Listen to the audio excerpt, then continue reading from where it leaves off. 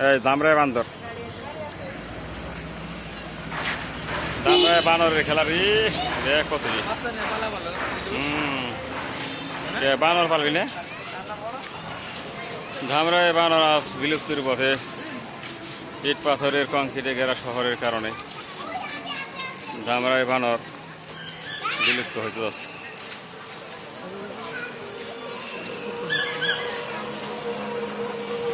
ধামরাই বানর